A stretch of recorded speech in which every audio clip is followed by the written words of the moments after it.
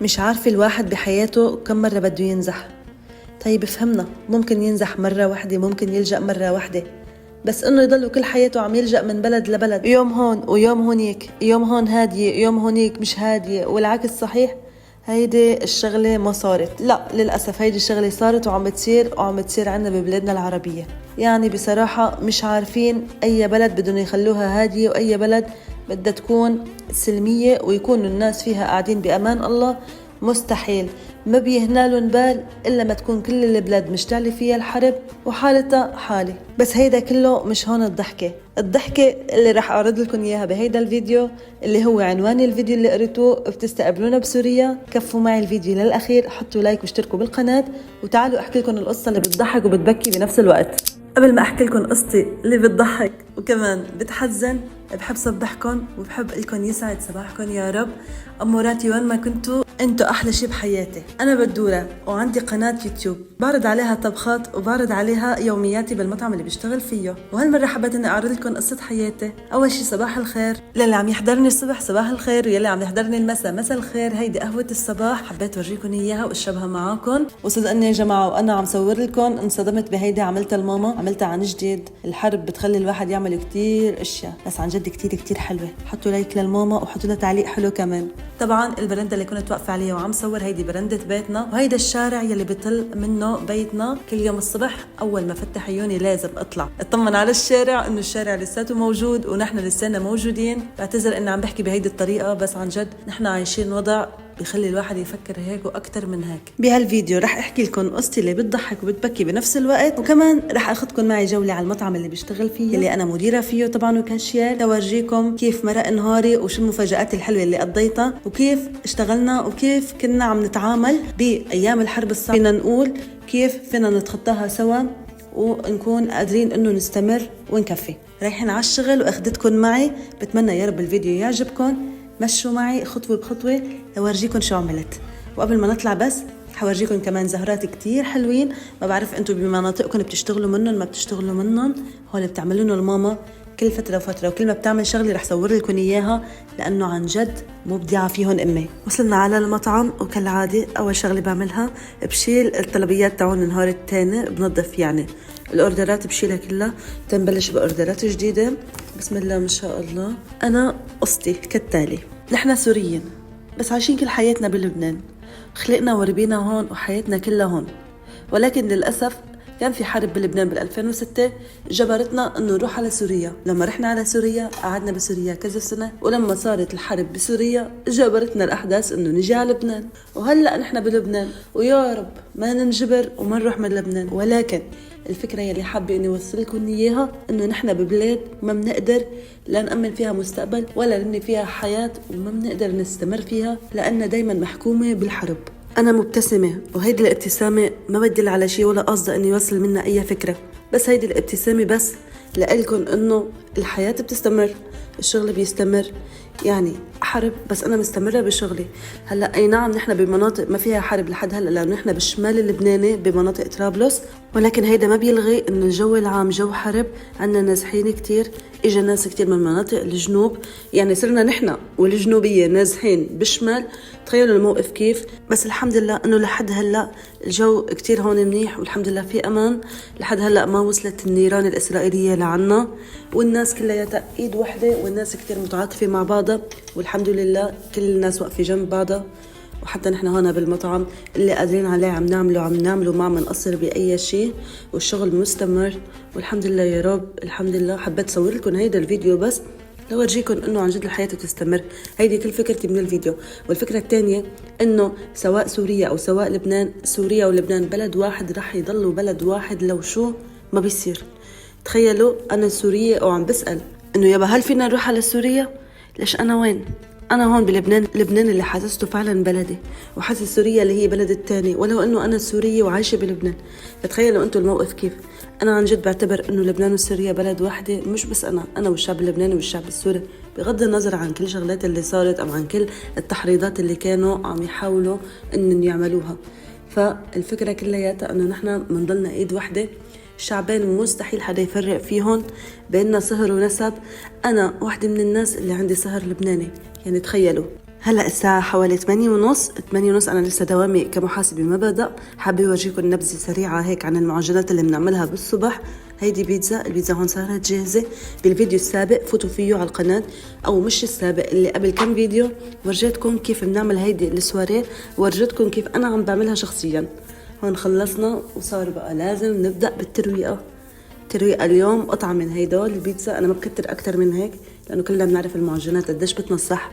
يلا بيتزا، رح اخذ وحده منهم على السريع، وانا بحب كتير الكاتشب معها طبعا، ما فيني اكلها بدون كاتشب صراحه. رح احط عليها شويه كاتشب ونتروق. وبعد هيك رح ورجيكم شو صار عنا بالمطعم. حدا من اهل الجنوب يلي عنا هلا موجودين شو جاب لنا وشو طلب منا انه نعمله بالمطعم. عن جد يا جماعه، عن جد ركزوا معي كتير، فعلا الحياه بتوقف. لا تقولوا هلا حرب مش رح ادرس، حرب مش رح اتعلم، او حرب مش رح اروح على شغلي، او رح اقعد احط ايدي على خدي. لا، غلط هيدا الشيء. خلونا مستمرين، لانه دايما وابدا ما بيصير غير يلي رب العالمين كاتبه. يلا ورجيكم شو صار. اجى لعنا احد الاخوان من الجنوب وجاب لنا زعتر جنوبي، وما بده ياكل مناقيش الا بهيدا الزعتر. وطبعا اكيد نحن رح نعمل له اللي بده اياه، مثل ما بنعمل لاي زبون طبعا عنا بالمطعم، وخاصة إذا كان زبون من الجنوب. الله يا رب يحمي الجنوب. انتوا بتعرفوا شو اللي عم بيصير هلا، اكيد عم تحضروا الاخبار كلياتكم. جاب لنا معه كمان شوية كشك وحر، خلطهم مع بعضهم، وبظن انه رح يطلعوا كتير طيبين. وانا مشرطته من الاول اني حاخذ منهم منقوشه. وطعمة الزعتر الجنوبي طعمة كتير طيبة، ولكن انا بس اللي حسيت فيه شيء مختلف انه هن بيزودوا بس نسبة السماء، يعني الزعتر اللي عندهم فيه نسبة سماء كتير كبيرة، ظاهرة كتير طعمتها بقلب الزعتر. ما بظن في اي اختلاف تاني. اذا عنا حدا هلا من اهل الجنوب عم يحضرنا ينزل بالتعليقات ويكتب لي فعلا شو القصة. هلا على السريع، معلم المعجنات اللي موجود عنا بالمطعم عمل لنا المناقيش. ما شاء الله طلعوا اكثر من 35 منقوشه. هيدي الكميه يلي ورجيتكم اياها بالاول. رح ورجيكم الفرن يلي بنخبز فيه المناقيش. هيدا احلى مكان بعتبره بكل المطعم، لانه انا من عشاق الشغل بالمعجنات. فوتوا اعملوا لفه سريعه على هيدا الفيديو. هيدا الفيديو عرضت لكم فيه كيف عملنا معجنات كلياتها من بابا لمحربه بطريقي انا، بس انا يلي اشتغلتهم، لانه انا عندي خبره كتير كبيره بالمعجنات. فوتنا اول شيء الزعتر، وورا رح يفوت الكشك.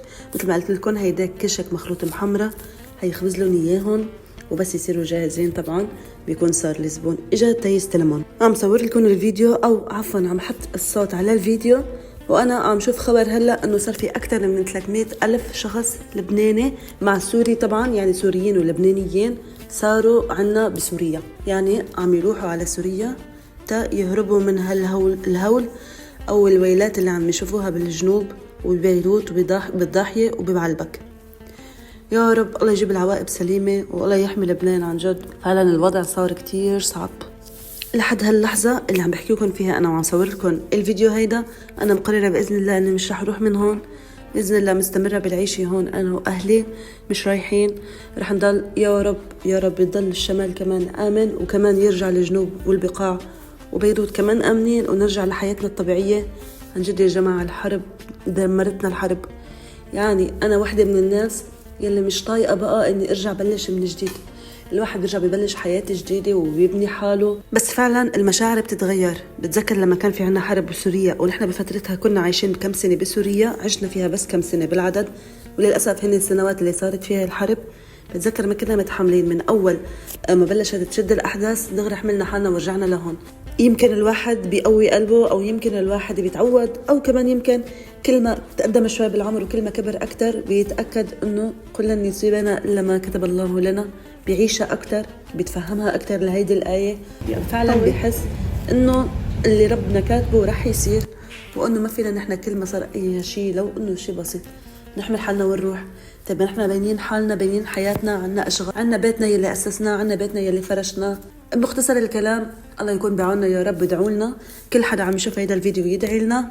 وبنرجع للفيديو السريع تاعنا. خلصنا المناقيش وضبيناهم، وصار لازم بقى انه نسلمهم للزبون يلي صار ناطرنا برا. ونحن مش بس عملنا مناقيش هوليك اللي ورجتكم اياهم زعتر وكشك، كمان بنعمل السواريه كل يوم. ما شاء الله شكلهم بشهي القلب. بس انا مثل ما وعدتكم اكلت بس قطعه بيتزا واحده بالعدد، ما بدي اكسب وزن زياده. يعني هيدي اكثر مرحله ما لازم يكون عنا وزن زياده يا جماعه. سوري ما قصدي شيء، بس شايفين الوضع، حاسه حالي باي لحظه ممكن نركض، ممكن نهرب، الله اعلم، ما حدا بيعرف بمصيرنا غير رب العالمين وبس. بس بتمنى منكم عن جد يا جماعة تدعوا لنا، تدعوا لنا كتير كتير كتير، ومن قلبكم نحن بنحبكم كتير، ونحن من لبنان بنحب كل الناس. انا تقريبا هون خلصت لكم هيدي السواريات اللي عملناها الصبح. هيدي بنبيعها مثل ما قلت لكم بالفيديو السابق، بنبيعها دزينه دزينه، يعني كل 12 قطعه مع بعضهم، وكتير طيبين وكتير طرايا.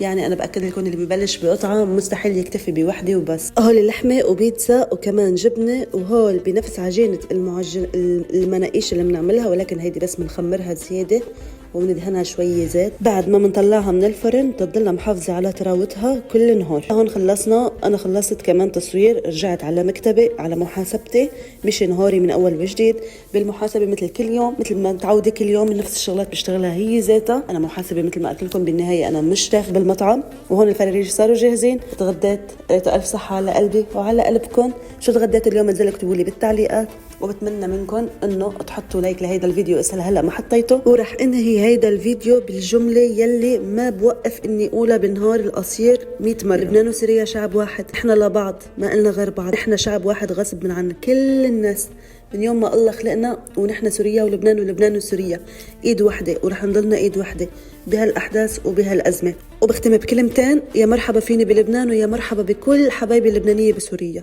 باي باي.